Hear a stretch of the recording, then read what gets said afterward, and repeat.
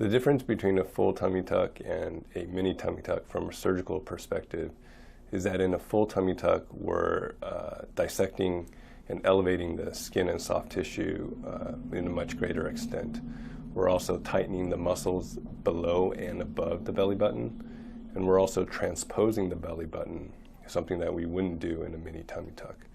For a mini tummy tuck, usually you have a little bit less excess skin and less bulge. But for example, if you're at home, one way to have a better idea of which procedure is best for you, look in the mirror while standing up and see if the bulge and excess skin is both above and below the belly button. If they are, then you're probably a better candidate for a full tummy tuck.